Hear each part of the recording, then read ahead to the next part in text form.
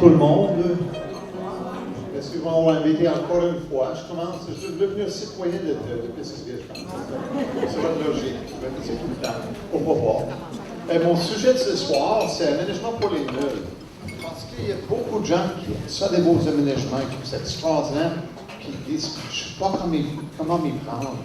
Qu'est-ce que je fais? Comment je pourrais m'organiser pour avoir un aménagement sorti droit d'une revue, qui sans nécessairement avoir payé pour les gens pour qu'ils fassent.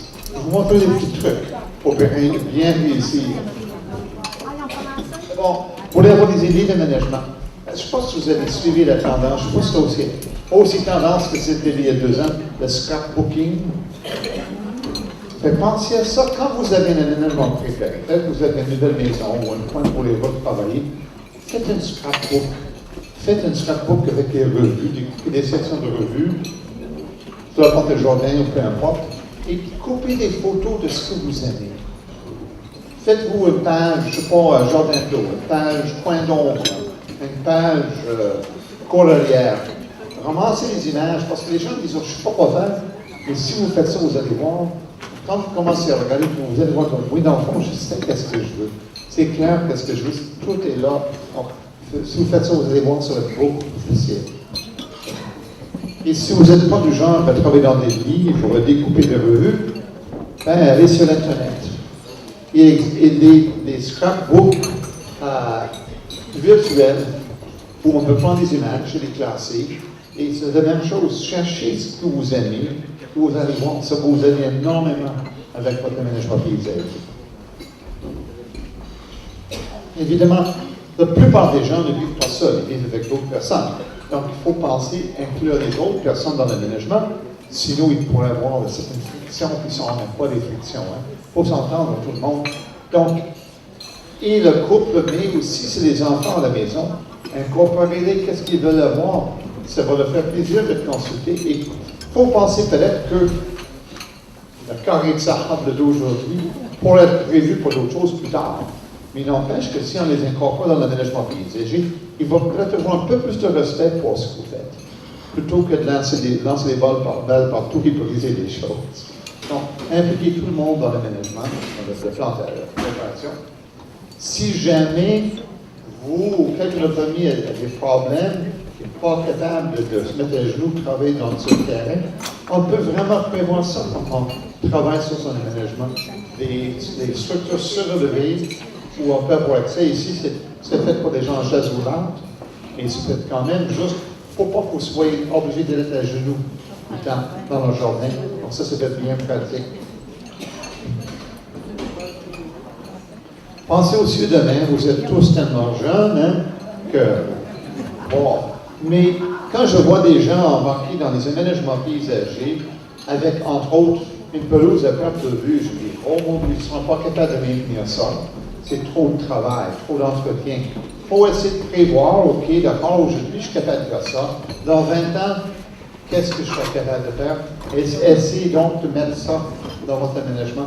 Des choses qui vont demander moins de travail, parce que tout le monde y veut pas. Hein. Ça n'a comme pas trop le choix là-dedans. Donc, si vous pouvez prévoir un aménagement qui va vous tranquillement libérer de l'entretien, c'est une bonne chose. Est-ce qu'il faut un plan pour l'aménagement paysager? Ça dépend à qui vous parlez. Hein. Si j'étais un professionnel de l'aménagement paysager avec une formation en architecture de paysage de l'université, je dirais probablement oui, parce que c'est ce qu'on m'aurait montré. Mais ce n'est pas ma formation à moi. Moi, je suis autodidacte. Hein. J'ai tout choisi moi-même. Fait que moi, je dirais non, vous n'avez pas besoin d'un plan. Ça peut être utile d'avoir un plan, ça vous aide des fois. Personnellement, j'ai un plan de mon terrain, mais je l'ai fait après que j'ai terminé. C'est quand même bien de marquer où j'ai mis quelle plante et telle autre plante pour pouvoir le retrouver plus tard, mais je l'ai fait plus tard. Mais à vous de décider si c'est intéressant pour vous. Beaucoup de gens commencent sans aucun plan et réalisent leur aménagement sur plusieurs années. C'est parfaitement correct. On n'a pas besoin d'avoir un plan nécessairement. Et si vous voulez avoir un plan, voici comment faire. D'abord, trouvez un certificat de localisation. Si vous êtes dans une ville ou un village, vous devez avoir ça. Sinon, on peut demander à la ville. Et faites-la agrandir. Quelque part, il y a seulement une compagnie qui fait des agrandissements de plans. demandez qu'ils agrandissent. Et maintenant, si vous faites ça, l'avantage, c'est que vous avez moins besoin de faire des mesures, calculer et redessiner. Vous allez avoir votre plan de base, faire rajouter des choses, vous allez garder les proportions. Moi, je dis calculer, vous voulez le plan pour le même grosseur que votre table de salle de dîner, parce que normalement, c'est là qu'on travaille, c'est son plan. Cette table-là. Vous cherchez ça à peu près cette taille-là. Mettez rien sur le plan pour l'instant. Au début, tout ce que vous voulez avoir sur le plan, c'est la maison et les choses qui ne bougeront jamais.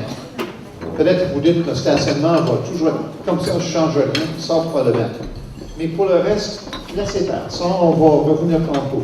Parce que moi, je vous suggère fortement d'utiliser, plutôt que de dessiner tout de suite sur votre beau grand plan, je vous suggère fortement d'utiliser du papier tracé et de faire des plans tentatives ou des structures tentatives sur le papier tracé. L'avantage de ça, supposons que vous faites un, OK, je veux une piscine. Bon, vous dessinez la piscine à peu près tout ce que vous voulez. Oui. Et si vous l'avez mis sur le plan et vous regardez après, je dis, voyons, c'est pas vraiment là où je le veux. Mais si c'est sur un papier tracé, ben vous le déplacez. Vous le découpez, placez ça où vous voulez. Même chose pour les autres choses. Faites des petits plans sur papier tracé, à peu près les dimensions pour respecter ce que vous faites.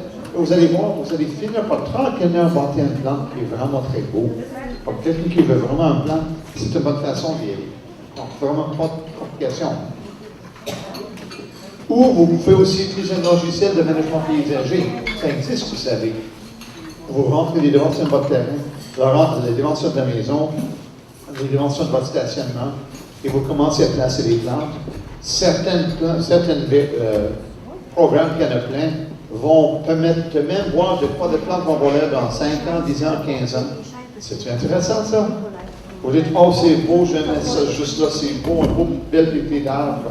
Vous regardez le plan 25 ans plus tard, vous dites, waouh, on voit plus la maison! C'est une façon au moins d'éviter des gros problèmes. Donc, si jamais ça vous tente d'essayer ça, ça va. Personnellement, j'ai essayé et je n'ai pas vraiment aimé les résultats que j'avais parce que on dirait qu'ils sont tous faits comme si votre terrain était plat. Et la plupart des terrains sont peut-être plats ou juste un peu en pente. Mais moi, je reste à Québec. Vous avez tous été à Québec, hein? C'est une montagne. Et entre chez moi, l'entrée et la maison, c'est peut-être l'équivalent de 2 étages plus haut, puis le cours arrière est encore plus haut.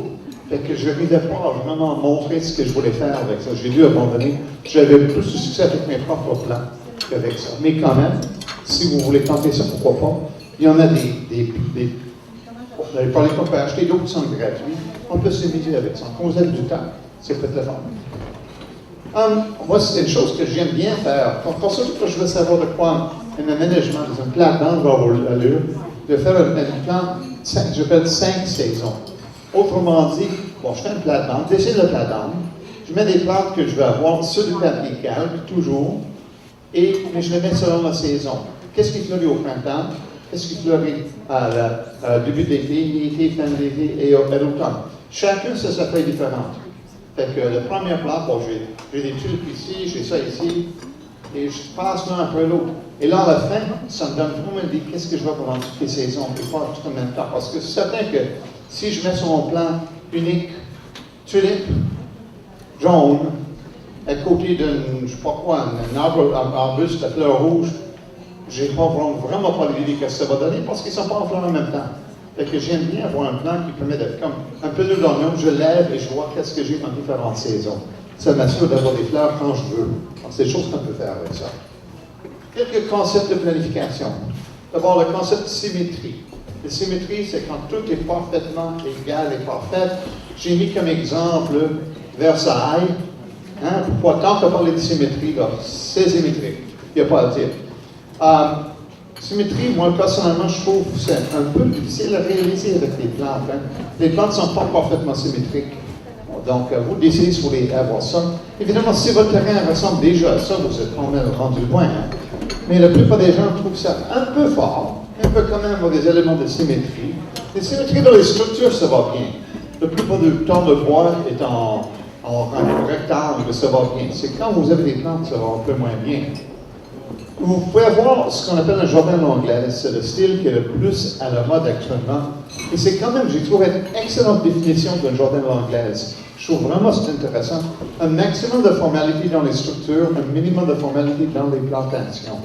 Intéressant. Parce que souvent, ce que les gens pensent, oh, un jardin l'anglaise, c'est fait n'importe comment. C'est pas vrai. Vous avez une structure de base, une plate-bande, des murs, il y a quelque chose de très, très solide, très, très symétrique. Mais c'est les plantations qui viennent tout changer ça. Donc, si vous aimez ce style-là, voilà une façon de regarder ça. Regardez votre structure de base sur le plan et laissez aller votre imagination avec les plantes. On ne se limite pas avec les plantes dans ce cas-là. Quand c'est trop symétrique, c'est difficile à réaliser. Là, je ne sais pas si vous voyez à quel point cet aménagement est fort. Essayez d'être symétrique tout le moins. Tout est exactement pareil d'un côté comme de l'autre. Et le problème avec ça, vous remarquez déjà qu'un des deux arbres a grossi plus vite que l'autre. C'est pas évident que vous allez monter dans l'arbre de taille pour le rendre la même taille. C'est quand on essaie d'être trop symétrique avec les plantes, souvent ça va mal. Alors, on voit bien les magnifiques, ça c'est tous des buis taillés en boule, c'est extraordinaire, c'est beau. Imaginez-vous le travail qu'il y a à maintenir ça. Et dès que ça commence à pousser le moindrement croche, c'est pas beau. Fait que moi, j'aime mieux avoir la structure, de symétrie dans les structures, pas dans les plantes. Là, c'est des plantes un peu plus laides. C'est beau, mais c'est difficile à maintenir. Même si c'est tout petit, c'est difficile à maintenir. Un autre concept dans la planification, c'est les couleurs. Comment les utiliser pour avoir l'effet que vous cherchez. Et on parle du cercle chromatique. Vous n'avez même pas besoin de prendre ça par cœur. Vous trouverez ça sur Internet partout, dans les livres. Il y a plein de livres là-dessus. L'idée du cercle chromatique vient de la peinture. Vous allez voir ça dans les livres d'art beaucoup. On vraiment écrit ça. Et voici qu'est-ce qu'on en fait. Donc, d'abord, on voit ce cercle-là avec les couleurs différentes. Et on dit que les couleurs qui sont en face sont des couleurs complémentaires. Elles sont opposées. Ces couleurs-là, que ce soit jaune ou violet, bleu ou orange, vert et rouge, on dit que c'est créer de l'excitation. Donc, si vous voulez un coin où c'est excitant, c'est stimulant, faites ça, faites des contrastes avec ça. C'est pas pour votre coin de repos, par exemple. Ça serait un peu choquant. Le coin où les cloches et votre main, c'est peut-être pas exactement ce que vous voulez dans ce coin-là. Les couleurs analogues, par contre, les couleurs qui sont voisines sur le cercle, là, vous avez un effet paisible. Ça, c'est parfait pour le hamac, hein? Parfait. C'est tranquille, vous donnez un bel effet. Donc, ça, c'est une possibilité avec les couleurs analogues. Aussi, on dit que les couleurs chaudes, donc jaune, orange et rouge, attirent l'œil et rapprochent. Donc, quand vous voulez attirer l'œil vers quelque chose, mettez des couleurs chaudes. Les gens vont le voir. Et également, si votre terrain est très, très, très grand, les couleurs chaudes rapprochent, ça donne l'impression de plus d'intimité. Donc, c'est une façon d'utiliser la couleur pour créer de l'effet. La couleur froide, c'est le contraire, c'est la douceur. Et ça éloigne aussi. Donc, encore pour un point plus tranquille, ce serait intéressant. Si vous voulez, je vais peut-être reculer en arrière, si vous voulez attirer l'œil loin de quelque chose de pas beau, supposons que votre voisin, un autobus scolaire, se passe stationné dans son stationnement tout le temps. Ça devient tannant d'avoir du jaune orangé tout le temps, hein, en plein vue. On peut toujours utiliser la couleur pour attirer l'œil ailleurs. C'est une chose qu'on peut faire. En douceur, donc les couleurs froides, c'est en douceur. Éloignement, donc encore une fois, si vous avez le contraire, vous avez un terrain qui est petit. Les couleurs qui sont dans des teintes froides vont aider à paraître plus grand votre terrain. Donc, c'est des choses qu'on peut utiliser dans l'aménagement paysager. Et vous avez aussi d'autres couleurs qui ne sont pas sur le cercle chromatique. Le blanc ne l'est pas, et pourtant, il y a plein de fleurs blanches, notamment. Le gris, au départ, le gris, oui, mais beaucoup de gris, notamment, et dans les pierres, mais également dans le feuillage. Hein. Beaucoup de plantes ont le feuillage argenté. Le noir, ben là, on va le chercher surtout dans les écorces et les choses semblables. Mais ça va avec toutes les autres couleurs. On peut les utiliser pour séparer des couleurs qui sont trop intenses aussi. C'est une autre chose qu'on peut faire avec ces trois couleurs-là. Si vous voulez vraiment être à la mode, vous pouvez faire un aménagement monochrome avec une seule couleur. Donc ici, vous devez tout de suite que c'est du jaune. Hein? Jaune, et vous pouvez avoir du bleu, du blanc, du rose. C'est vraiment à vous de décider. Ça fait différent, ça fait original, et c'est beau aussi. Et la chose que je trouve le plus intéressante dans cet aménagement avec toutes ces couleurs, est-ce que vous avez vu qu'est-ce qu'il y a en avant-plan? Verge d'Or, hein? Et c'est juste une anecdote. Ça, c'est un des grands jardins d'Europe, ça, la photo que j'ai prise là. Et le Verge d'Or que nous, on arrache, c'est le troisième vivace le plus populaire en Europe. Tout le monde l'adore, il trouve ça extraordinaire. Et nous, on l'arrache. Bizarre, hein? Pensez à ça, on a des belles plantes indigènes, hein? On peut les utiliser.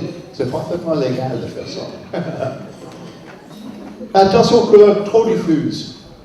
Et je dois dire dès le départ que je m'excuse d'avoir pris ça comme exemple, parce que j'ai vu ça à Montréal, ce jardin-là. C'est ça de large. C'est devant un bloc d'appartement. N'importe quoi, c'est mieux que rien, hein? Mais regardez qu'on ne sait pas où regarder parce qu'il y a de jaune ici, de rose là. On ne sait pas quoi faire avec cet aménagement-là. Donc, quand les couleurs sont trop diffusées, on n'a pas l'impression qu'on voit. Les gens sont un peu confondus. Donc, essayez d'éviter ça le plus possible, de grouper vos couleurs. On parle de planter par taches de couleurs. Une tache, c'est simplement un ensemble, un espace assez gros pour paraître. Ça peut être différent. Là, c'est des tulipes que j'ai mis dans l'image, parce qu'on est dans la saison des tulipes, bien sûr. Mais si vous plantez une tulipe rouge là, une autre tulipe rouge là, une autre tulipe rouge là, vous ne créez pas d'impact. Vous aurez plus d'impact. Supposez que vous avez la place pour juste 10 tulipes dans tout votre jardin, pas d'eau. Mettez-les ensemble. Ça crée plus d'intérêt que des plantes individuelles. C'est pas assez gros, les tulipes. Malgré leur grosse fleur, une plante individuelle n'est pas assez pour donner de l'effet. Donc, regroupez-les. Et tout dépend de la taille de votre aménagement. Si vous avez une vaste plate de 12 pieds de large, 10-12 tulipes, ce ne serait pas assez. Si vous en prendrez peut-être 40 pour avoir une tache de couleur. Donc, c'est varie. Certaines plantes forment en elles-mêmes une tache de couleur. Des arbustes, souvent. Une seule, ça suffit. Les plantes petites, il faut des fois avoir 3-4. Ça dépend. Mais on va essayer de regrouper. Et une fois que vous avez compris à planter par tache de couleur, ici, essayez de répéter les tâches. Parce que quand vous voyez la répétition, c'est automatique chez l'être humain.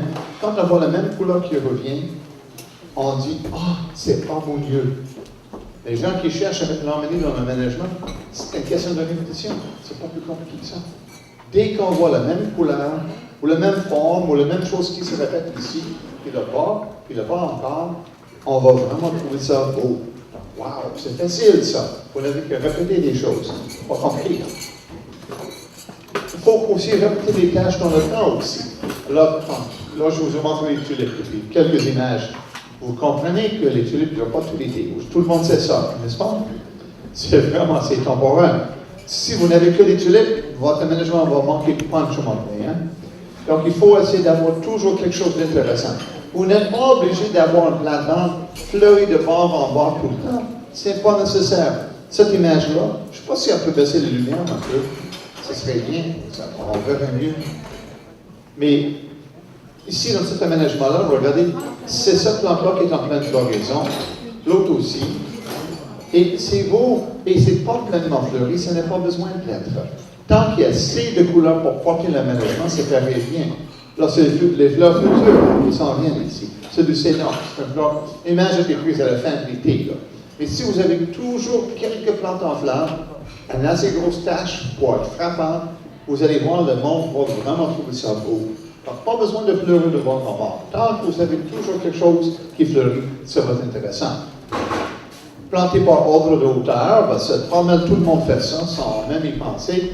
Donner une série de plantes aux gens, ils vont mettre les plus petites en avant, les moyennes au milieu, les grandes en arrière. C'est bien. Mais si vous faites toujours ça, ça devient un peu monotone, ça manque un peu d'intérêt. Donc, de temps en temps, c'est une règle qu'on peut briser. On peut des fois mettre une grosse plante en avant-plan, juste comme ça, et on dit que c'est dans du mouvement à l'aménagement paysager. C'est sûr que ce n'est pas vraiment un mouvement, ça ne bouge pas, mais c'est dans cette impression-là. Pour briser la règle de temps en temps, ça peut faire intéressant. Donc, voilà, c'est un exemple ici, avec quelques plantes à grosse taille en avant-plan, et comme ça change. Et on peut aussi, et ça c'est une règle que les gens utilisent peu au Québec, je trouve, laisser les plantes adoucir les structures. Quand vous avez des lignes, c'est bien, mais vous n'êtes pas obligé de voir des lignes avec les structures. Si la plante vient cacher, on sent qu'il y a une ligne, mais c'est intéressant pour nous quand les plantes débordent. Donc souvent au Québec, on a tendance à faire comme un sentier, et laissez un espace, mettre des plantes là pour pas que ça touche. Laissez ça déborder. Vous allez voir, ça donne de l'intérêt, ça crée de l'intérêt. Vous le sentez que c'est là la ligne, mais ça donne un effet vraiment intéressant quand vous faites ça. Évidemment, on peut laisser des plantes sur les structures, mais il ne faut pas les laisser engloutir les structures non plus. Vous voyez l'aménagement un peu, à mon avis, raté, je ne sais pas ce que vous en pensez, parce qu'il y a une maison, on devine qu'il y a une maison derrière ça, mais vous ne voyez pas la maison derrière ça. Donc, idéalement, vous vous organisez pour quand même pouvoir voir les choses. Et moi, personnellement, je ferais un petit taille sélective dans ce qui est là pour enlever des plantes. Il y en a trop là, dans cet aménagement-là. Et ça arrive. Si vous corrigez, vous enlevez des plantes en surplus, c'est pas grave. Donc, une façon d'éviter ça, que les structures disparaissent complètement, vous ne voyez plus la maison, peu importe, prenez des mesures avant de planter. Puis, je dis ça, on voit ça sur papier, ça a l'air parfaitement logique, mais on dirait que la plupart des jardiniers n'ont jamais pensé à ça. Parce qu'on plante des arbustes, des conifères, dans les endroits qui des choses qui vont grossir, on les plante très souvent dans les endroits où ils vont nuire. Dans l'image ici, là, avec une fenêtre avec un conifère devant la fenêtre, vous voyez ça tout le temps, hein? Faites le tour, vous allez voir plein de jeunes qui ne voient plus dehors. Donc, quand vous achetez une plante, habituellement, il y a une étiquette, de nos jours du moins, avec des dimensions futures. On vous le dit. Donc, si on vous dit que votre épinette bleue va mesurer 20 mètres de haut et qui va mesurer 10 mètres de large, c'est peut-être pas l'idéal directement devant la fenêtre principale de la maison. Alors, il va falloir passer à la mettre ailleurs.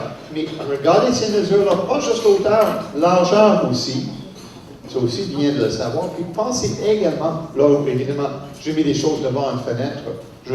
Par exemple, on peut facilement trouver un arbuste qui ne dépasserait pas la fenêtre. Ça, il y en a plein, s'il s'agit de vérifier. Pensez quand même aussi aux fils d'hydro et des fils de téléphone. Ça encore, on dirait que personne n'a jamais pensé que les plantes allaient grandir au point d'être dans les fils. Et c'est pas laid d'avoir un arbre qui va dans les fils.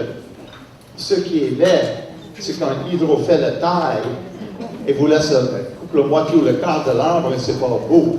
Et ça, dans le fond, les fils que là à l'origine, d'habitude au moins, vous aurez dû le prévoir. Si vous avez regardé les dimensions à l'origine, vous aurez évité ce problème-là. Donc, c'est des choses à penser quand vous êtes en train de choisir les végétaux et où les placer sur le terrain. Attention aux sentiers trop étroits. Ça, problème typique de quelqu'un qui débute.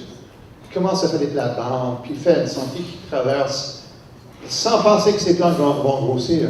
Ça va engloutir son aménagement. On ne verrait plus, même dans quelques années. Moi, je le vois, ça, c'est pas laid.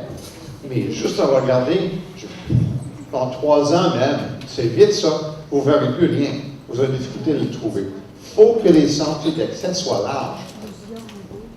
Ici, c'est un exemple. Moi, c'est chez moi d'ailleurs. Moi, je calcule, c'est un sentier secondaire devrait mesurer minimum 1,20 m, 4 pieds de large. Parce que vous allez voir, ça va disparaître tranquillement sur les plantes à côté. Donc, quelque chose à penser vraiment, faire un peu plus large, encore bien plus large en façade.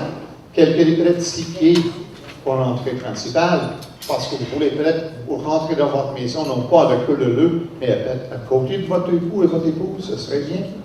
Et donc, c'est des choses à penser, plus large qu'on a prévu d'habitude. Et qui doit faire tous ces travaux-là? Vous avez dit, c'est bon, on installe ici, on fait ça, on fait un muret, etc. Qui devrait le faire? Vous, professionnels. Et là, ça dépend évidemment de votre budget en partie, hein, c'est un facteur. Malheureusement pour nous, ça coûte cher, les services. Mais dans certains cas, ça peut valoir la peine. Un escalier, par exemple. Si c'est un escalier, peu importe où sur votre terrain, vous voulez que ce soit parfaitement bien placé. Vous ne voulez pas que ça commence à bouger avec le temps, que les pierres qui avancent en arrière pour que ça devienne glissant. C'est là où ça vaudrait peut-être la peine d'avoir un spécialiste pour que ce soit réellement bien placé et solide. Un escalier, un muret, je pense qu'on image de ça, un muret ici. Ici, l'image, ici, c'est beau, hein? Moi, j'ai pris l'image parce que c'est un jardin communautaire à Québec. Il fait ce muret-là, c'était très beau la première année, et je regardais le muret, je dis, monde où ça ne tiendrait pas très longtemps. Hein? Et effectivement, 3 ans plus tard, ce n'était pas terre. Ils n'avaient pas mis une fondation. Et au Québec, veut pas, ça bouge nos fondations. Il faut prévoir ça. Hein? Des gels, c'est un travail. Donc il faut prévoir des choses comme ça. Je ne dis pas que vous ne pouvez pas installer un muret vous-même. Il faut vraiment faire attention. Si vous prenez une fondation sous le sol pour pouvoir faire ça, sinon ça va bouger. Donc, c'est peut-être une cour, il faut faire venir un spécialiste, quelqu'un qui s'y connaît. Et quand vous avez des travaux à faire vous-même, vous pensez boucher, parce que ce matin, pour ça, un projet que je serais capable de faire moi-même au cours de la saison ou avec mon épouse, sans exiger que j'engage quelqu'un. Il me semble que ça va bien comme ça. Je dis, normalement, moi, j'aime ça un projet qui va me prendre une fin de semaine à réaliser, et après ça, tout aménagement a besoin d'entretien pendant les semaines qui suivent. Ça va m'occuper pour une saison. Donc ici, j'ai mon fils qui est en train de montrer une bouchée en train de se faire. C'est chez nous, ça. Et d'ailleurs, c'est la seule fois, d'ailleurs, que j'ai été capable de faire travailler sur le terrain. Il a mis ça pour le temps de la photo. Et qu'est-ce qu'il est en train de faire comme projet? Il est en train d'enlever de l'asphalte. C'est que moi, quand j'ai acheté ma maison, j'aurais jamais dû faire ça. J'ai acheté au mois de février. On ne voit pas qu'est-ce qu'il y a sur le terrain au mois de février. Et j'aurais jamais pensé que le terrain aurait été asphalté. Mais quand la neige est fondue, j'avais de l'asphalte tout le côté, d'un côté de la maison de l'asphalte, de la rue jusqu'à en arrière, et le cours arrière au complet en asphalté. Ouais. Fait que moi, pendant plusieurs années, la meilleure façon que j'ai trouvé pour enlever l'asphalte, c'est de faire venir, de louer, je n'ai pas acheté un manteau Picard, j'ai loué un manteau Picard, et tous les ans, j'enlevais une section, un boucher pour la saison, et là, je travaillais sur ce point-là pour l'embellir. Et ça m'a pris 9 ans avant d'enlever l'asphalte. Et d'ailleurs, ce qui était le plus choquant, c'est dans la 7e, 8e année, quand j'avais quasiment enlevé l'asphalte, les gens me demandaient, « Oh, je pensais que tu avais enlevé l'asphalte. » On dirait que je ne pouvais même pas laisser un coin en asphalte sans que quelqu'un le remarque. Il fallait que je le fasse disparaître sur le complet. En tout cas, une autre façon de reconnaître mon terrain, regardez le tas de terre. Mon stationnement est toujours un tas de terre au printemps. Parce que j'ai toujours un projet en cours. Hein? Toujours une livraison de terre tous les ans. J'achète d'habitude un camion de terre et je m'organise avec 2-3 voisins qui en partagent les frais. Et voilà. C'est toujours chez moi, je ne sais pas pourquoi. Mais c'est ça. Ben voilà, ça c'était mon projet de cette année-là. Okay? Je vais enlever la sand en bas. Je n'ai pas encore réglé. Regardez le ski. Comme il est croche, ça n'a pas de bon sens. Ça, c'est un autre projet. Cette année-là, je ne voulais pas mettre tout mon effort là-dedans. J'ai fait d'abord, au moins, enlever l'asphalte ici, mettre quelques plantations sur mes grandes épinettes qui jettent beaucoup d'ombre, et ça me donnait un départ dans un projet que je pouvais faire moi-même, théoriquement avec l'aide de mon fils, mais non pas vraiment, tout seul, essentiellement. Théoriquement, vous savez, les enfants, ils ne sont pas très utiles. Quand vous avez une terrasse à penser, c'est bien une terrasse, mais des fois, on en voit des gens qui mettent les vraiment trop basses. Mais non, proportionnellement le terrain. Au moins de recevoir régulièrement 30 personnes, vous n'avez pas besoin de terrasse grande comme le Piatti ici, là, quand même. Donc, c'est bien, mais il faut avoir quand même une terrasse qui est assez grosse pour les meubles que vous avez choisis. Là, ça vaut vraiment la peine de retourner à votre plan, découper des rectangles que représentent les meubles, placez-les sur votre plan en proportion pour voir qu'est-ce que ça va donner vraiment. C'est bien plat de finir votre terrain, c'est découvrir que vos choses ne rentrent pas. Hein, donc, c'est une chose à penser. Ici, c'est un terrain secondaire. Ils en ont déjà un plus grand. Ici, c'est pour le déjeuner. L'autre, c'est au soleil. Et c'est là où ils vont recevoir les gens. Donc, c'est quand même quelque chose qu'on peut très bien faire. Pas de problème. Système d'irrigation. En avez-vous vraiment besoin? Les choses sont à la mode des fois. Et actuellement, les systèmes d'irrigation, c'est très à la mode dans la région de Montréal. Et normalement, tout ce qui se passe à Montréal, ça traverse la province, d'un bout à l'autre. Et système d'irrigation, d'abord, c'est cute, hein? C'est vraiment le fun. les jets d'eau qui sortent, ça rose, ça disparaît. Waouh, c'est assez fun ça. Ah, c'est cute à mort. Évidemment, quand vous vérifiez le prix, certaines personnes déchantent tout de suite. Parce que même à Montréal, où les terrains sont petits, c'est d'habitude au moins 10 à 15 000 $, installer un système comme ça. Mais il faut faire comme les voisins, fait que les gens l'installent. Ce que je trouve plate avec ces systèmes-là, c'est que, c'est toujours brisé. Vous payez une fortune pour l'installer. L'année suivante, l'équipe est de retour pour réparer. Et l'année suivante, et l'année après ça aussi. Il y a toujours quelque chose qui ne va pas. 2, vous dites, ça y est, je peux enfin laisser l'arrosage marcher tout seul. Il arrive une sécheresse. Qu'est-ce que la municipalité dit? Vous n'avez pas le droit d'arroser. Vous avez installé ça pour que ça marche tout seul et vous êtes obligé de le fermer dès que vous en avez vraiment besoin. Donc moi, je pense qu'on peut éviter ça. C'est peut-être pas un produit intéressant.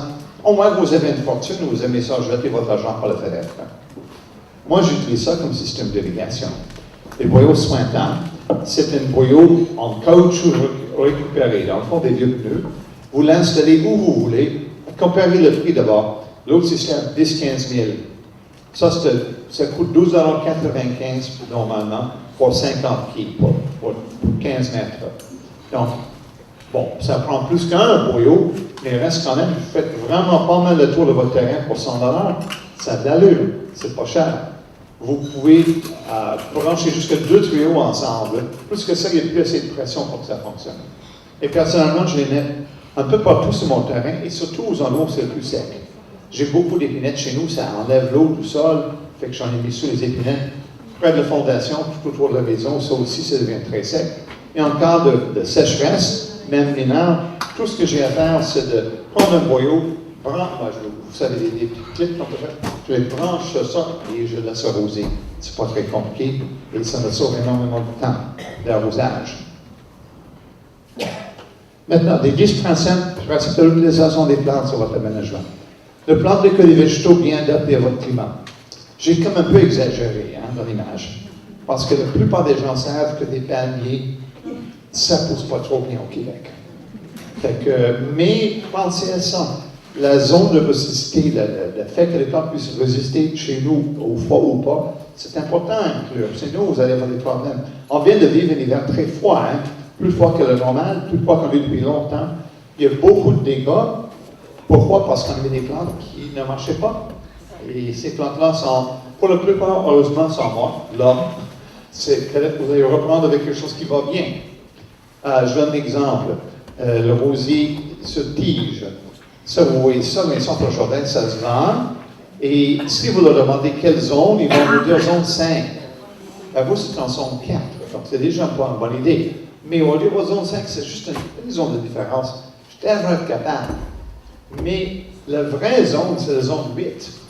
Fait que même eux, ils n'exagéraient pas à peu près. Autrement dit, pour garder cette plante-là, c'est une rosier hybridité sur tige. Il aurait fallu être en Virginie. Ça, c'est le climat où ça pousse sans protection. Chez nous, ça a besoin de protection.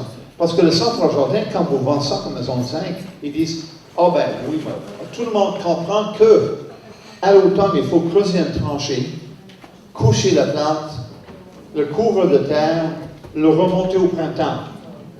Et là, ça pousse en zone 5. Est-ce que vous voulez vraiment embarquer dans ça?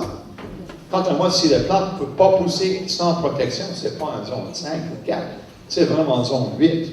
Et en plus, c'est une rosier, c'est plein d'épines. Est-ce que vous voulez vraiment descendre de la montée chaque année? Pas drôle, pas drôle. Je suggère, pour avoir la paix, choisissez des plantes qui sont bien adaptées à votre zone. Donc, normalement, pour les gens dans notre salle, des plantes de zone 1, 2, 3 et 4. C'est ça qu'il faut chercher. 5, c'est risqué. 6, c'est suicidaire. Donc, essayez de rester dans le facile. 1, 2, 3 et 4 pour la zone. Premièrement, parfois, on voit ici des zones de rusticité. Donc, si vous êtes près du fleuve, on est assez près du fleuve ici, ce sont 4 normalement. Je pense que vous êtes dans les montagnes, on a rien comme ça, c'est n'importe des places, c'est en route.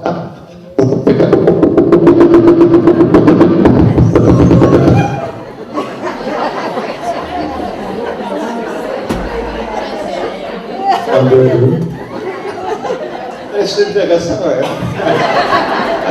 nouvelles sortes de musique.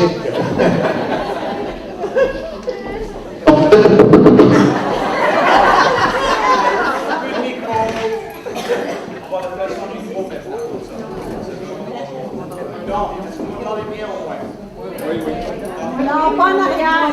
Pas en arrière. Est-ce qu'il y a d'autres micros quelque part? Non? C'est un autre micro. En tout cas, on va demander comme ça, peut-être qu'on va trouver d'autres choses. On verra. Donc, peut-être dans les montagnes, ce serait zone 3. Mais normalement, vous êtes dans zone 4. Et donc, zone des plantes 1, 2, 3, 4, c'est les zones que vous cherchez. On va votre management. Plante aussi les végétaux où ils peuvent réussir. Parce que là, c'est beau, hein? Belles grosses branches, des grands arbres en arrière. Supposons que je veux planter un rosier, même rustique. Pensez-vous que ça va réussir? Non. Non, les rosiers aiment le soleil. Donc, il faut vraiment... Oui, on va essayer de régler ça. Donc, les rosiers aiment le soleil. Ici, c'est un excellent endroit pour les fougères, pour des lamiers, pour des plantes qui aiment l'ombre. Donc, moi, je ne connais pas votre terrain. Je ne sais pas qu'est-ce que vous avez comme conditions. Mais si vous suivez avec les plantes qui aiment vos conditions, ça va être beaucoup plus facile. Si vous mettez les plantes qui n'aiment pas vos conditions, vous allez les perdre. Et là, c'est compliqué le jardinage. Mais mettez la bonne plante à la bonne place et ça marche tout seul. Donc, il s'agit de suivre tout ça. Donc, même si vous avez des conditions, vous trouvez épouvantables. Vous êtes dans le sable, ça des terres. Il y a des plantes qui tolèrent ça. Si vous êtes près du chemin qui ont des pauses du calcium tout l'hiver, il y a des plantes qui tolèrent ça. Pour le gazon, par exemple, et surtout pas des haies de tuya, hein? Ça va mal dans ces emplacements-là. Mais on a des plantes pour n'importe quelle condition, il y a toujours des plantes qui conviennent. Donc vraiment, pensez-y quand vous choisissez vos végétaux. Éliminer les techniques qui demandent beaucoup de temps. Ça, c'est pas chez moi, ça. Mais regardez là, il y a une fil ici, qui est en train de tailler, et tout ça taillé. Est-ce que vous voulez vraiment... Oui, c'est ça qui vaut. Un, deux, voilà.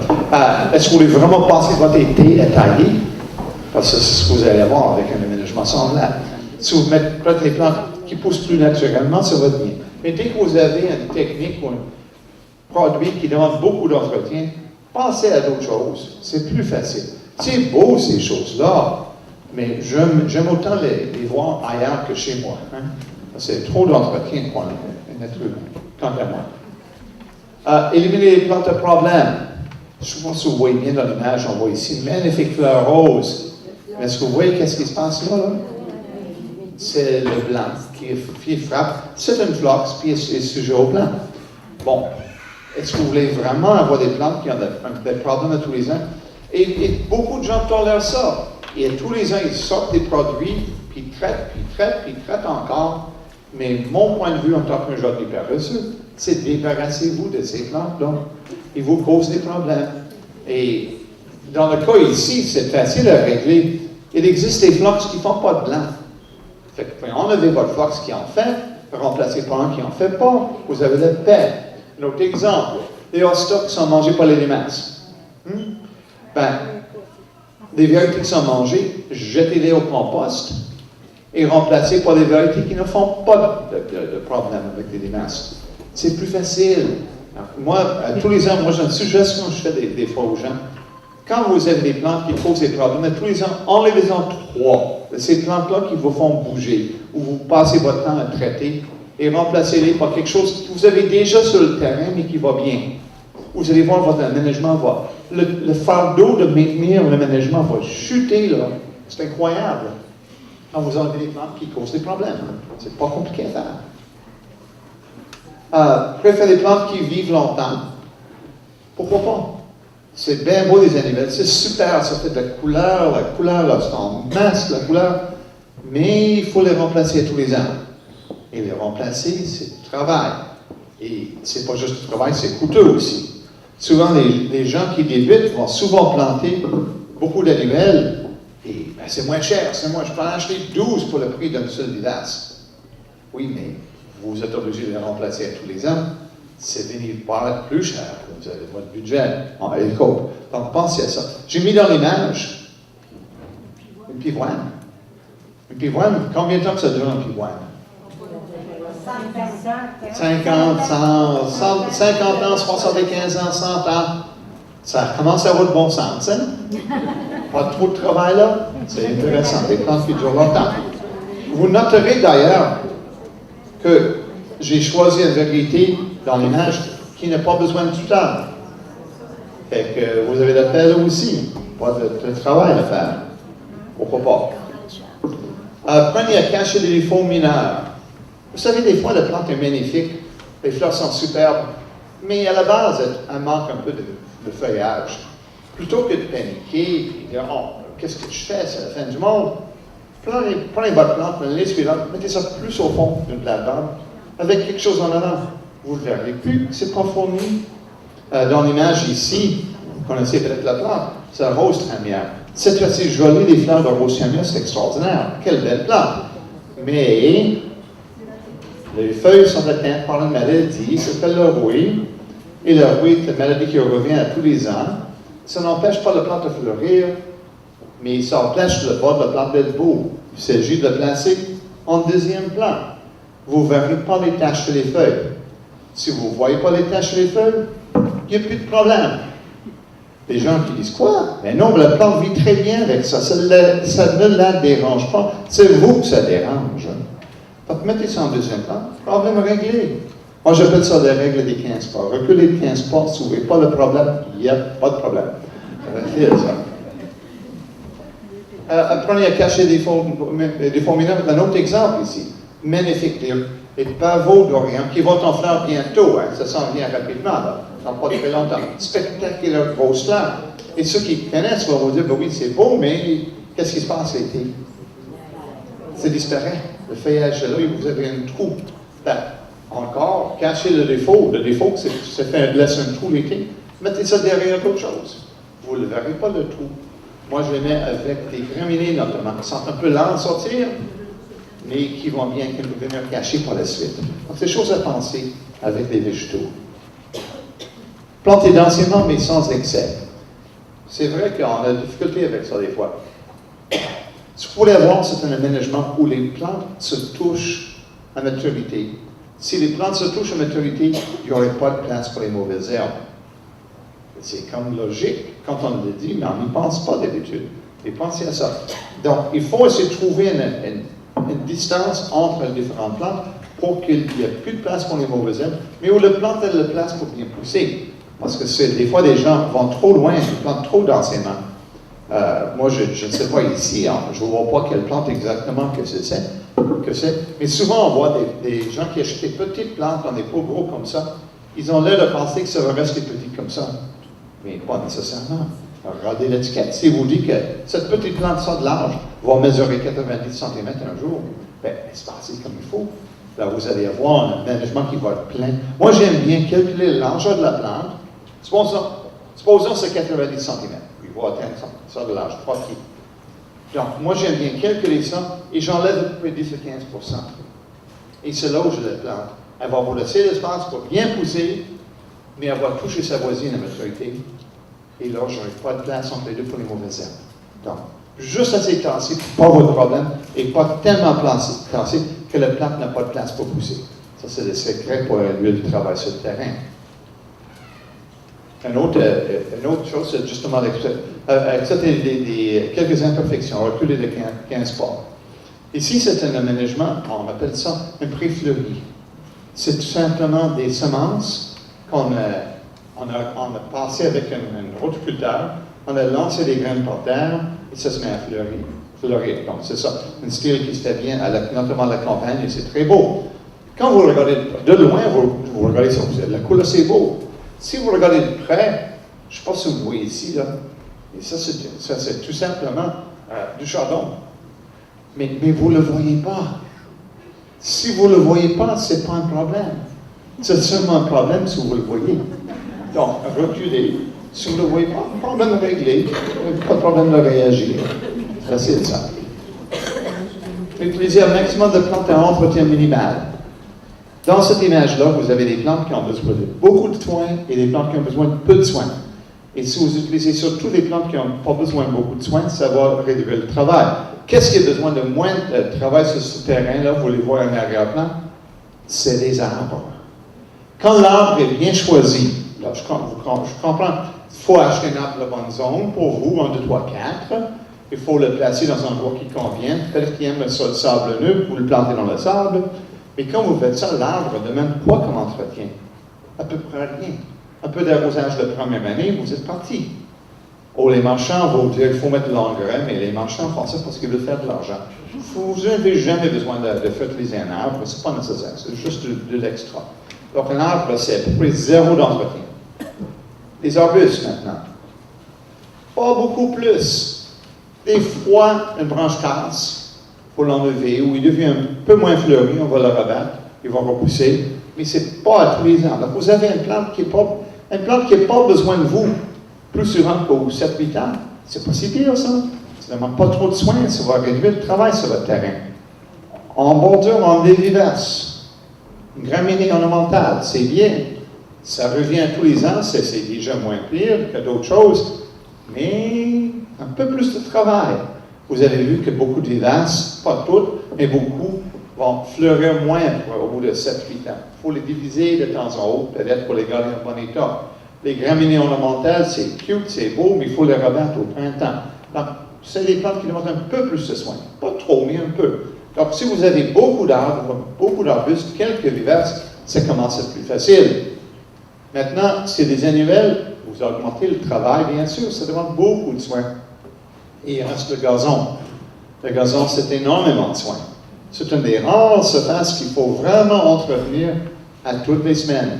Et les gens, c'est drôle parce que les gens n'y pensent pas. Hein. Ils sont tellement habitués de travailler sur le gazon qu'ils ne saisissent pas que c'est ça qui demande le plus de soins. Je suis en train de regarder mon voisin d'en face. Il vient d'acheter, ça fait 2 ans. Je suis en train d'arracher toutes les plates-bandes pour mettre le gazon à la grandeur.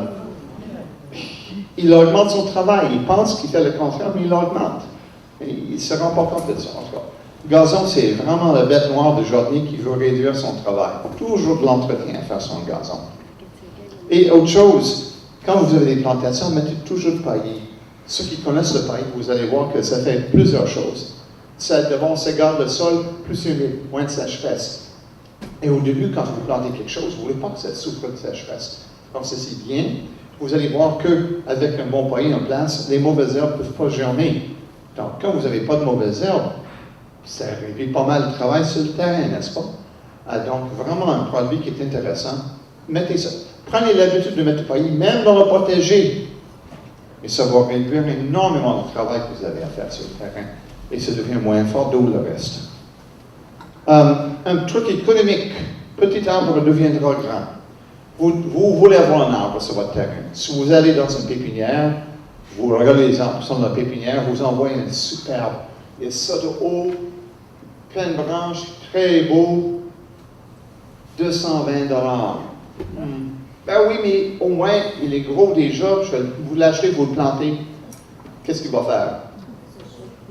Non, il ne va pas mourir nécessairement, j'espère que non. Mais les gros arbres reprennent mal. Ils prennent des années avant de bouger. Il est vraiment très fourni avant longtemps parce qu'il n'est pas encore fait ses racines. Dans la même pépinière, dans le coin, il y a un petit spécimen de ça de haut. Ils le vendent à 22 $. Vous le plantez à la place, sans face, dans la plupart des cas, dans 7-8 ans, il est plus gros et plus beau que le grand. Donc, non, mais pensez, les petits arbres en général reprennent mieux. La plante fait des racines plus rapidement, devient plus gros plus vite. Les grands arbres, je comprends, pour les villes, ils n'ont pas le choix, il faut mettre des gros arbres tout de suite. Mais pour les gens chez vous, excellente économie, achetez des jeunes arbres, ça va vite. Beaucoup plus vite que vous pensez. Un arbre, c'est plus vite qu'on pense. Les gens ne pensent jamais que c'est si vite que ça. Ne soyez plus esclaves de votre gazon.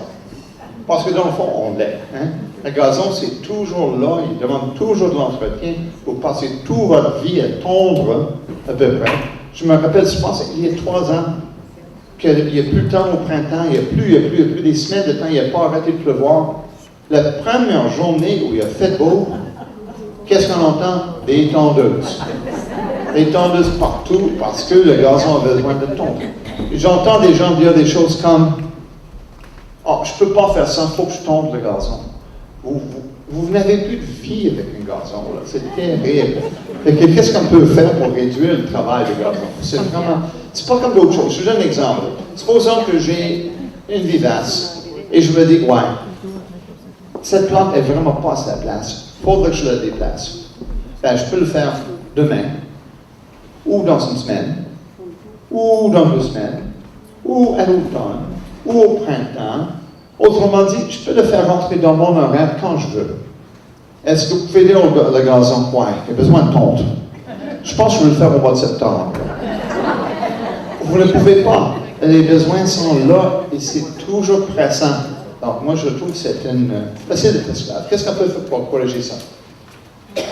Bon, si vous installez un gazon, et quand vous achetez une nouvelle maison fraîchement construite, vous avez de la boue à la grandeur, le gazon, c'est une bonne étape pour commencer. Là. Ça vous donne au moins une surface sur laquelle marcher, c'est de l'allure. Mais mettez au moins une bonne couche de bonne terre. C'est d'habitude le gaffe que les gens font. Les gens qui disent « Oh, j'ai des problèmes de verre blanc dans mon gazon, qu'est-ce que je fais? » Évidemment, il y a toute une série de choses qu'on pourrait faire. Mais vous savez, vous n'aurez jamais eu de problème dans le gazon si vous avez mis une bonne couche de bonne terre pour commencer.